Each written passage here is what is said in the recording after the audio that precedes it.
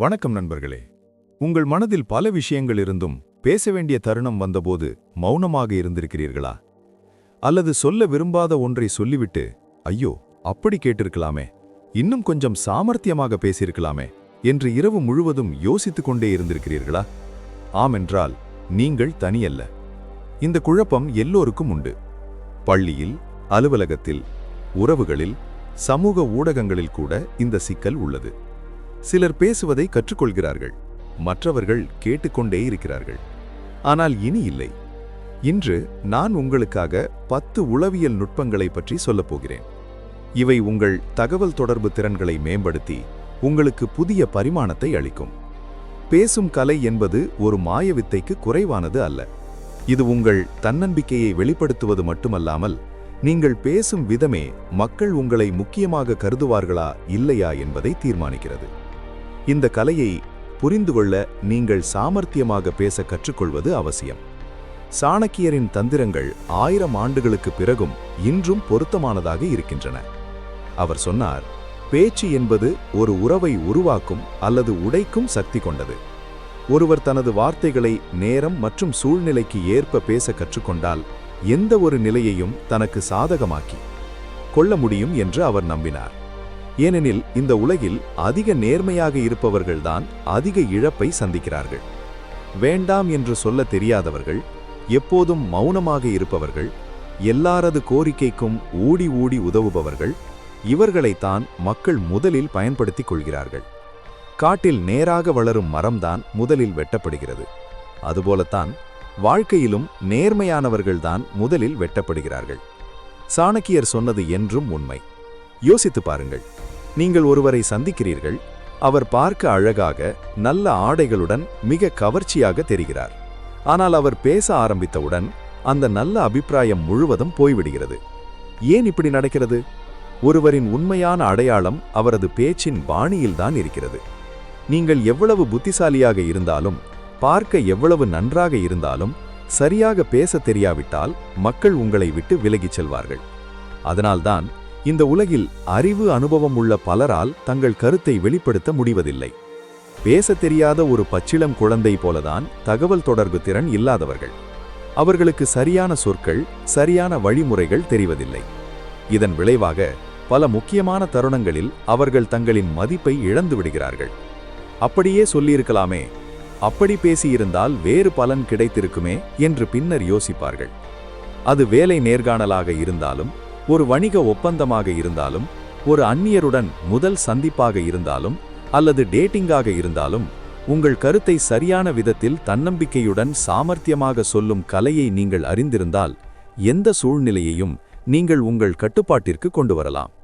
இந்த கலை மக்களை கவருவது மட்டுமல்ல, உங்கள் பேச்சை கேட்கவும் அவர்களை கட்டாயப்படுத்துகிறது. சாணக்கியர் பேசத் தெரியாதவர்களை உலகம் ஒருபோதும் முக்கியமாக கருதுவதில்லை என்றார்.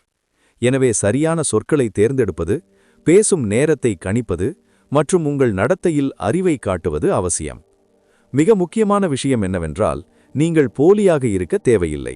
உங்களை பார்ப்பவர்கள் நீங்கள் உண்மையானவரா அல்லது போலியானவரா என்பதை உடனடியாக புரிந்து கொள்வார்கள். உலகின் சிறந்த பேச்சாளர்கள் அவர்கள் எப்படி இருக்கிறார்களோ அப்படியே தங்களை வெளிப்படுத்துவதால்தான் நம்பகமானவர்களாகவும் கவர்ச்சியாகவும் இருக்கிறார்கள். அவர்களின் பேச்சில் உண்மைத்தன்மை இருக்கும். அதுவே அவர்களின் வார்த்தைகளை இதயத்திற்கு எடுத்துச் செல்கிறது. எனவே இப்போது எந்த ஒரு சூழ்நிலையிலும் எப்படி சாமர்த்தியமாக பேசுவது, மக்களின் கவனத்தை ஈர்ப்பது மற்றும் நீண்டகாலம் நினைவில் இருக்கும் ஒரு நல்ல அபிப்பிராயத்தை ஏற்படுத்துவது என்பதை பற்றி சொல்லும் 10 உளவியல் நுட்பங்களை கற்றுக்கொள்வோம். 1. உங்கள் பேச்சிற்கு மதிப்பை கொடுங்கள். மக்கள் உங்களை சாதாரணமாக எடுத்துக்கொள்ளாமல் இருக்க வேண்டுமென்றால் முதலில் நீங்கள் உங்களை முக்கியமாக கெடுத்துக்கொள்ள தொடங்குங்கள். இது மிகவும் சிறிய விஷயமா தெரியலாம், ஆனால் இதுவே மிகப்பெரிய சாமர்த்தியம். உங்கள் வார்த்தைகளுக்கு நீங்கள் மதிப்பு கொடுக்கும்போதுதான் உலகம் உங்கள் வார்த்தைகளுக்கு மதிப்பு கொடுக்கும். நீங்கள் ஒவ்வொரு முறையும் சுற்றி வளைத்து பேசினால், மற்றவர்களின் கருத்துக்கு அடிபணிந்தால் அல்லது உங்கள் நிலைப்பாட்டிலிருந்து பின்வாங்கினால் மக்கள் உங்களை குறைவாக மதிப்பிடத் தொடங்குவார்கள். ஆச்சாரியா சாணக்கியர் தன்னைத்தானே மதிக்காதவரை வேறு யாரும் மதிக்க மாட்டார்கள் என்றார். எனவே நீங்கள் ஒரு விஷயத்தை பற்றி பேசும்போது உங்கள் பேச்சில் தெளிவு, தன்னம்பிக்கை மற்றும் ஒரு திடமான நிலைப்பாடு இருக்க வேண்டும். உங்கள் வயது, பதவி, அனுபவம் குறைவாக இருக்கலாம். ஆனால் நீங்கள் உறுதியுடனும் நிதானத்துடனும் உங்கள் கருத்தை சொல்லும் பொழுது இந்த மனிதர் அவ்வளவு எளிதில் அசைக்கப்பட மாட்டார் என்று பார்ப்பவர் புரிந்து கொள்வார். சொற்களின் தேர்வு, குரலின் துணி, உடல் மொழி இவை அனைத்தும் உங்கள் பேச்சின் தாக்கத்தை நிர்ணயிக்கின்றன. நீங்கள் சும்மா பேச வேண்டும் என்பதற்காக பேசுவது போல் இருக்கக்கூடாது. ஒவ்வொரு வார்த்தையும் இந்த நபர் தனக்கு என்ன பேசுகிறோம் என்று தெரியும் என்று மற்றவர் நினைக்க வைக்க வேண்டும். உங்களை சாதாரணமாக எடை போடும் வாய்ப்பை யாருக்கும் கொடுக்காதீர்கள். நீங்கள் எப்படி பேசுகிறீர்களோ அதுதான் மக்கள் உங்களுக்கு எவ்வளவு முக்கியத்துவம் கொடுப்பார்கள் என்பதை தீர்மானிக்கிறது. 2. ஒட்டும் கண்கள். கண்களால் பேசுவதும் ஒரு கலைதான். சாமர்த்தியமாக பேசுவது என்பது வெறும் வார்த்தைகளில் விளையாடுவது மட்டுமல்ல, உடல் மொழியிலும் உள்ளது. அதில் உங்கள் கண்களை பயன்படுத்தும் விதம் அதிக தாக்கத்தை ஏற்படுத்துகிறது. நீங்கள் ஒருவருடன் பேசும்போது அவர்களின் கண்கள் உங்களை பார்ப்பதற்கு பதிலாக அடிக்கடி வேறு எங்கோ அலைபாய்ந்தால், தொலைபேசியில், சுவரில், கடிகாரத்தில், உங்களுக்கு எப்படி இருக்கும்?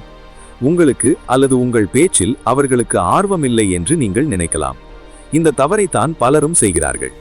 நீங்கள் பேசும்போது எதிராளியின் கண்களை பார்க்கவில்லை என்றால் நீங்கள் எவ்வளவு நல்ல விஷயம் பேசினாலும் அதன் பாதிப்பு பாதியாக குறைந்துவிடும். சாணக்கியர் உறவில் இருந்தால் உறுதியுடன் இரு, இல்லையேல் மௌனமே சிறந்தது என்றார். அதாவது நீங்கள் ஒருவருடன் பேசும்போது உங்கள் முழு கவனமும் இருப்பும் தெளிவாக தெரிய வேண்டும். ஒட்டும் கண்கள் என்றால் உரையாடலின் போது எதிராளியின் கண்களை பார்ப்பது. ஆனால் அது இயல்பாக இருக்க வேண்டும். அதிக நேரம் முறைப்பது போலவும் இருக்கக்கூடாது, கவனம் செலுத்தாதது போலவும் இருக்கக்கூடாது. சமநிலையுடன் கூடிய நேர்மையான கண் தொடர்பு நீங்கள் சொல்வதை கேட்கிறீர்கள், புரிந்து கொள்கிறீர்கள் மற்றும் மதிக்கிறீர்கள் என்ற உணர்வை மற்றவருக்கு ஏற்படுத்தும். உங்களுக்கு யோசிக்க வேண்டியிருந்தாலோ அல்லது வேறு திசையை பார்க்க வேண்டியிருந்தாலோ அந்த அசைவு மெதுவாகவும் சீராகவும் இருக்க வேண்டும். நீங்கள் ஓடுகிறீர்கள் அல்லது சலிப்படைந்து விட்டீர்கள் என்று தோன்றக்கூடாது. உங்கள் கண்கள் உங்கள் தன்னம்பிக்கையை காட்டுகின்றன. கண்களை பார்த்து பேசும்போது உங்கள் வார்த்தைகளோடு சேர்த்து உங்கள் நோக்கத்தையும் மற்றவர் புரிந்து கொள்வார். 3. எதிராளியின் பலவீனத்தை புரிந்து கொள்ளுங்கள். இதுவே பிணைப்பு மற்றும் தாக்கத்தை உருவாக்குவதற்கான ஆரம்பம். சாமர்த்தியமாக பேசுவதின் ஆழமான ரகசியம் என்னவென்றால், நீங்கள் எதிராளியை வெறும் கேட்பது மட்டுமல்ல, உணர்வதும் தான்.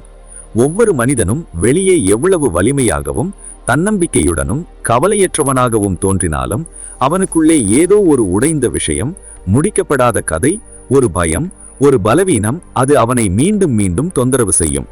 அந்த பலவீனத்தை அடையாளம் காண்பவரே உண்மையான சாமர்த்தியசாலி. சாணக்கியர் எதிரியை தோற்கடிப்பதற்கு முன் அவனது பலவீனத்தை அறிந்து கொள் என்றார். இந்த தத்துவத்தை உறவுகளில் பயன்படுத்தினால் யாரையும் வெல்ல முடியாது, மாறாக அவர்களின் இதயத்தை வெல்லலாம். ஒன்று புரிந்து கொள்ள வேண்டும், நீங்கள் மக்கள் பேசுவதை கேட்கும்போது அவர்களின் வார்த்தைகளில் மட்டும் கவனம் செலுத்தாதீர்கள்.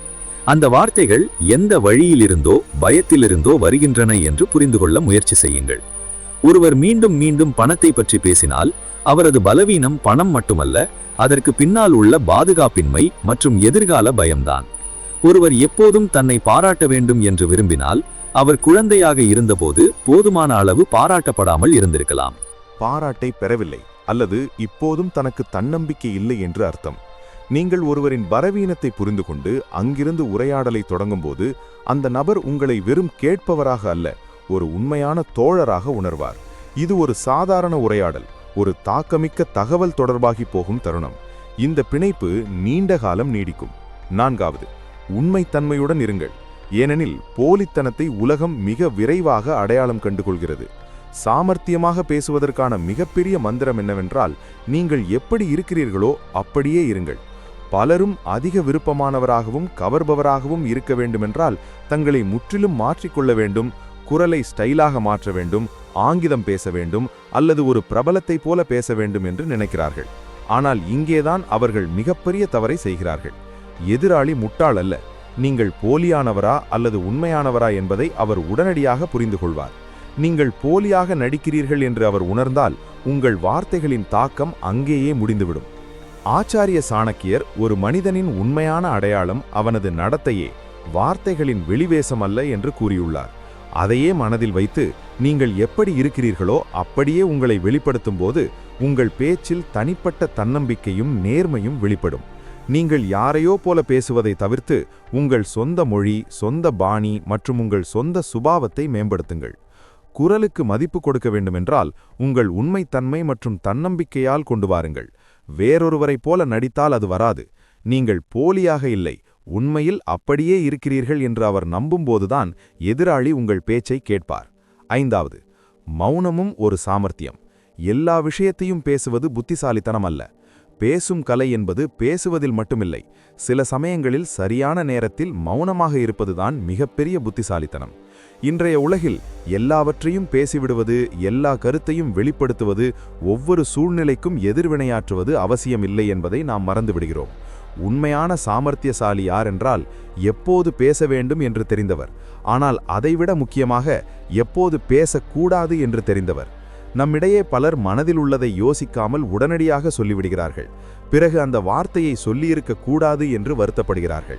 இந்த இழப்பு வார்த்தைகளுக்கு மட்டுமில்லை, சில நேரங்களில் உறவுகள் முறிந்து போகின்றன, வாய்ப்புகள் நழுவி போகின்றன, உங்கள் பிம்பமும் பாதிக்கப்படுகிறது. ஆச்சாரிய சாணக்கியர் கேட்காமலேயே ஆலோசனை வழங்குவதும் யோசிக்காமல் பேசுவதும் தான் முட்டாள்களின் அடையாளம் என்றார். இது ஒரு ஆழமான கருத்து. இதன் பொருள் நீங்கள் மௌனமாக இருக்க வேண்டும் என்பதல்ல, மாறாக உங்கள் வார்த்தைகளின் மதிப்பை புரிந்து கொள்ள வேண்டும் என்பதே அதன் சாராம்சம். ஒவ்வொரு உண்மையையும் எல்லோரிடமும் சொல்ல முடியாது. எல்லா விஷயத்தையும் எல்லா இடத்திலும் எல்லா நேரத்திலும் சொல்ல முடியாது. சில நேரங்களில் மௌனம்தான் உங்களை மிகவும் வித்தியாசமானவராகவும் புத்திசாலியாகவும் காட்டும் பலம். நீங்கள் ஒருவருடன் பேசுகிறீர்கள், அவர் தன் மனதை பாரமில்லாமல் ஆக்கிக் கொள்ள வந்திருக்கிறார். அவர் கேட்பதற்காக வந்திருக்கிறார், உங்களை தீர்ப்பளிப்பதற்காக அல்ல. ஆனால் நீங்கள் ஒவ்வொரு முறையும் அவரை திருத்த ஆரம்பித்தால், விளக்க ஆரம்பித்தால், ஆலோசனை கூற ஆரம்பித்தால், அடுத்த முறை அவர் உங்களிடம் பேசாமல் இருக்கலாம். மௌனம் என்பது ஒரு பலவீனம் அல்ல, அதுவே மிகப்பெரிய சுய கட்டுப்பாடாகும். நீங்கள் உங்கள் வார்த்தைகளை அடக்க முடிந்தால் உங்கள் வார்த்தைகளின் மதிப்பு இன்னும் அதிகரிக்கும். அப்படிப்பட்டவர் பேசும்போது மக்கள் கவனமாக கேட்பார்கள், ஏனென்றால் அவர் காரணமில்லாமல் பேச மாட்டார் என்று அவர்களுக்கு தெரியும். 6வது, எங்கே பேச வேண்டும், எங்கே மௌனமாக இருக்க வேண்டும், இதை புரிந்து கொள்வதும் ஒரு சாமர்த்தியம். பேசுவதில் வார்த்தைகள் மட்டும் பயன்படுத்தப்படுவதில்லை, அறிவும் பயன்படுத்தப்படுகிறது. அறிவின் மிகப்பெரிய அடையாளம் எங்கே பேச வேண்டும், எங்கே மௌனமாக இருக்க வேண்டும் என்று தெரிந்து கொள்வதுதான். சரியான நேரத்தில் பேசுவது உங்களுக்கு பாதைகளை திறக்கலாம். உங்கள் பேச்சால் மக்கள் கவரப்படலாம், உங்களுக்கு வாய்ப்புகள் கிடைக்கலாம், ஏன் உங்கள் வாழ்க்கையே மாறலாம். ஆனால் நீங்கள் பேச வேண்டிய இடத்தில் மௌனமாக இருந்தால் அந்த மௌனம் உங்கள் மிகப்பெரிய பலவீனமாக மாறலாம். எனவே முதலில் சூழ்நிலையையும் எதிராளியையும் புரிந்து கொள்ளுங்கள். உரையாடலை தொடங்கும் முன் சிறிது இடைவெளி எடுத்து யோசித்து கவனம் செலுத்துங்கள். ஒரு தலைப்பை பற்றி நீங்கள் பேச வேண்டுமானால் முதலில் நீங்களே அந்த தலைப்பில் ஆழமாக இறங்க வேண்டும். தயாரிப்பு இல்லாமல், புரிதல் இல்லாமல் நீங்கள் எதையாவது பேசினால் அது வெறும் இரைச்சலாக மட்டுமே இருக்கும். ஆனால் எதிராளியின் ஆர்வத்தை புரிந்து கொண்டு பேசும்போது உங்கள் பேச்சின் தாக்கம் அதிகமாக இருக்கும். இங்கே சாணக்கியரின் முக்கியமான சூத்திரம் நினைவிருக்கட்டும். சமயம், இடம் மற்றும் மனிதனுக்கு ஏற்பவே வார்த்தைகளை பயன்படுத்துங்கள். அதாவது உங்கள் வார்த்தை அப்பொழுதுதான் பயனுள்ளதாக கருதப்படும், அது நேரத்திற்கும் மனிதனுக்கும் ஏற்றதாக இருக்கும். இப்போது கேள்வி என்னவென்றால், எதிராளியின் ஆர்வம் என்ன என்று எப்படி தெரிந்து கொள்வது? இன்றைய டிஜிட்டல் உலகில் இதற்கு பதில் மிகவும் எளிது. சமூக ஊடக தளங்களில் சிறிது கவனம் செலுத்துங்கள். அவர் எந்த பக்கங்களை பின்பற்றுகிறார், எதை விரும்புகிறார், எந்த தலைப்பில் அதிகம் எதிர்வினையாற்றுகிறார், எந்த தலைவர் அல்லது பிரபலத்துடன் அவர் தொடர்பு கொள்கிறார், எந்த நிறுவனங்கள் அல்லது பிராண்டுகளில் அவருக்கு ஆர்வம் உள்ளது. இந்த விஷயங்களை தெரிந்து கொண்டு நீங்கள் தொடர்புடைய ஒரு விஷயத்தை ஆரம்பிக்கும்போது எதிராளி உடனடியாக தன்னை பிணைத்துக் கொள்வார். அட, இவர் என்னை பற்றி பேசுகிறாரே என்று அவர் நினைக்கும் தருணம் இதுதான். அங்கிருந்துதான் உரையாடலின் ஒரு வலுவான பாலம் கட்டப்படுகிறது. உங்களுக்கு இதில் உங்கள் பலனுக்குரிய விஷயம் உள்ளது என்று எதிராளிக்கு உணர வைத்தால் அவர் உங்களை வெறும் கேட்க மாட்டார், கவனமாக கேட்பார். 7. வேண்டாம் என்று சொல்ல கற்றுக்கொள்ளுங்கள். எல்லோரையும் திருப்திப்படுத்த முயல்வது மிகப்பெரிய ஏமாற்றம். நீங்கள் சாமர்த்தியமாக பேச விரும்பினால் எல்லோரையும் திருப்திப்படுத்துவது உங்கள் பொறுப்பல்ல என்பதை முதலில் புரிந்து கொள்ளுங்கள். நீங்கள் ஒவ்வொரு முறையும் ஆம் என்று சொல்லும்போது உங்கள் மதிப்பை நீங்களே குறைத்துக் கொள்கிறீர்கள். பலரும் வேண்டாம் என்று சொல்ல பயப்படுகிறார்கள். ஏனென்றால் எதிராளி வருத்தப்படுவார், கோபப்படுவார் அல்லது உறவுகள் கெட்டுவிடும் என்று நினைக்கிறார்கள். ஆனால் உண்மை என்னவென்றால், எப்போதும் ஆம் என்று சொல்பவரால் தனக்காக எதையும் செய்ய முடியாது. சாணக்கியர் எல்லோரையும் திருப்திப்படுத்த முயலும் நபர் இறுதியில் தன்னையே இழந்து விடுகிறார் என்றார். இது இன்றைய தொழில் மற்றும் தனிப்பட்ட வாழ்க்கை இரண்டிற்கும் பொருந்தும். வேண்டாம் என்று சொல்வதும் ஒரு கலை மற்றும் ஒரு அவசியமான சாமர்த்தியம் என்பதை நீங்கள் புரிந்து கொள்ள வேண்டும். நீங்கள் எல்லோருக்கும் கிடைக்கக்கூடியவராக இருக்க வேண்டியதில்லை. நீங்கள் எல்லோருக்கும் தயாராக இருந்தால் மக்கள் உங்களை குறைவாக மதிப்பிடத் தொடங்குவார்கள்.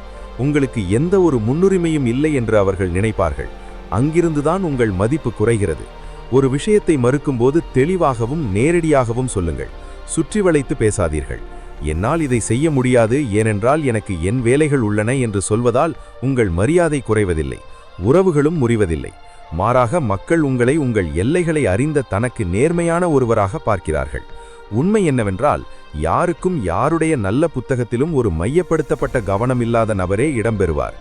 எல்லோரின் பின்னாலும் ஓடுபவர் கடைசியில் சோர்வடைவார், எங்கும் போய் சேரமாட்டார்.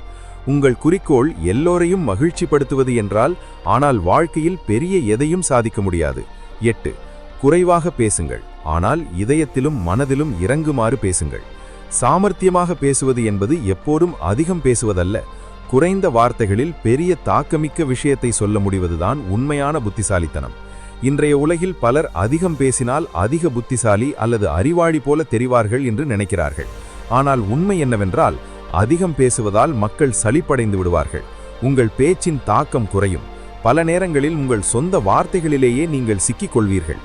ஆச்சாரிய சாணக்கியர், முட்டாள்களின் அடையாளம் அவர்கள் என்ன பேசுகிறார்கள் என்பதல்ல, உண்மையான அடையாளம் அவர்கள் எப்பொழுது மௌனமாக இருக்கிறார்கள் என்பதே பென்றார்.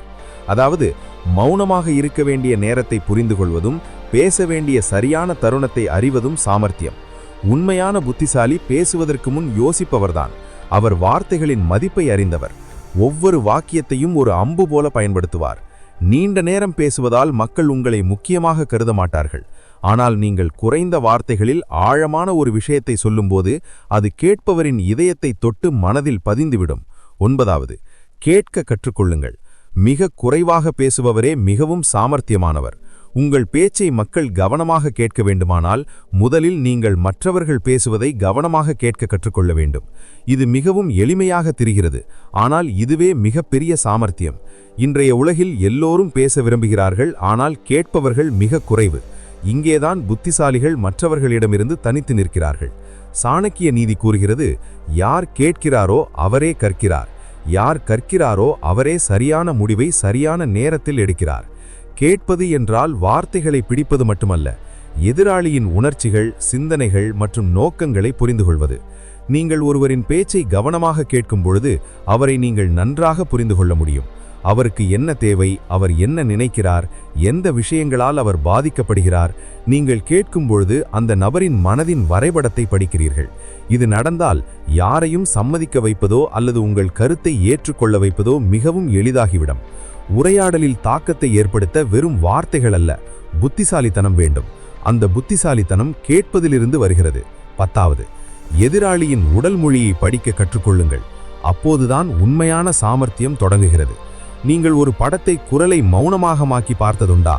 குரல் வராது, ஆனாலும் நடிகர்களின் முக பாவனைகளை பார்த்து காட்சியில் என்ன நடக்கிறது என்று நீங்கள் யூகிக்க முடியும். சோகம், கோபம், காதல் அல்லது பயம். இது ஏன் நடக்கிறது என்றால், மனிதனின் உடல் மொழியும் முக பாவனைகளும் ஒரு வார்த்தை கூட இல்லாமல் நிறைய சொல்கின்றன. இதே நுட்பத்தை நீங்கள் நிஜ வாழ்க்கை தகவல் தொடர்பிலும் பயன்படுத்த வேண்டும். உங்கள் பேச்சின் தாக்கம் இருக்க வேண்டுமானால் அது உங்கள் உயர் அதிகாரியிடம் பேசும்போதோ, ஒரு வாடிக்கையாளரிடம் பேசும்போதோ அல்லது உறவுகளிலோ இருந்தாலும் நீங்கள் பேசுவது மட்டுமல்ல, எதிராளியை உன்னிப்பாக கவனித்து புரிந்து கொள்ளவும் வேண்டும். பேசும்போது எதிராளி எப்படி பதிலளிக்கிறார் என்பதை கவனியுங்கள். அவரது கண்கள் என்ன சொல்கின்றன? அவர் உங்கள் பேச்சில் ஆர்வமாக இருக்கிறாரா அல்லது வெறும் நடிப்பை மட்டுமே கொடுக்கிறாரா? அவர் சிரிக்கிறாரா அல்லது சலிப்படைகிறாரா? எதிராளி உங்கள் பேச்சில் உண்மையான ஆர்வம் காட்டினால் நீங்கள் பேச்சை தொடர வேண்டும். ஆனால் அவர் அலட்சியமாக தெரிந்தால், மீண்டும் மீண்டும் கடிகாரத்தை பார்த்தால் அல்லது வேறெங்கோ கவனம் சிதறினால் தலைப்பை மாற்ற வேண்டிய நேரம் வந்துவிட்டது என்று புரிந்து கொள்ளுங்கள். நீங்கள் அவரை இடையில் ஒரு கேள்வியை கேட்டு மீண்டும் உரையாடலுக்கு கொண்டு வரலாம், அல்லது அவரது ஆர்வத்துடன் தொடர்புடைய விஷயத்திற்கு மாறலாம். சாணக்கிய நீதி இதைத்தான் கற்பிக்கிறது. புத்திசாலி என்பவர் சூழ்நிலை